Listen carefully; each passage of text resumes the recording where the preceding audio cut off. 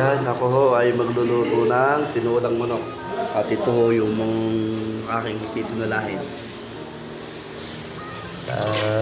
Nailagay ko na ho mga ingredients, bawang, sibuyas at saka luya. Kailangan ho ay tostado. Ayan, medyo brown na yung mga ingredients. Pwede natin ilagay ang manok. Ayan. So, yung manok. Ayan. Ito ay pakpak ng manok. Saka yung iso.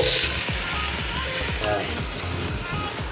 Ayan, at nailagay ko ng lahat. Ngayon, nakahaluin ko ito. Ayan, haluin muna natin. At pagkatapos haluin, ay takpan natin hanggang sa kumulo. Takpan natin ng mga 5 minutes. Ayan, mamaya, 5 minutes so, bago buksan. Kaya muna natin kumulo. Ito nga pala yung ibang recipe, papaya. Saka talbos ng sili. Ayan o. At may talbos ng sili, meron din sili.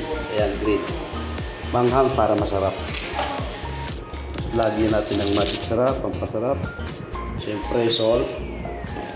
At black pepper. Ayan o, bubuksan natin. Ayan.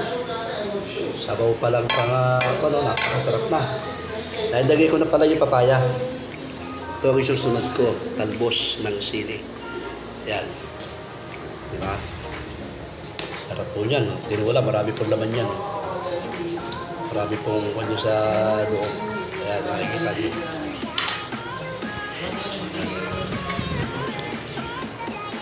Ayan, nagbuksan ulit natin. Ayan, sumukulo na siya. Yun, lagay ko na ang talbos ng sili. Yan. Yan, diba? Napakasarap po ng tinulang manok. Yan. Kung gusto nyo gayahin, tingnan nyo lang yung aking video. Kung paano ko ginawa yung tinulang manok. Yan. Yan. Ito na po yan guys, dahil malambot na po yung manok. Tikman ko na kanina. Thanks for watching guys.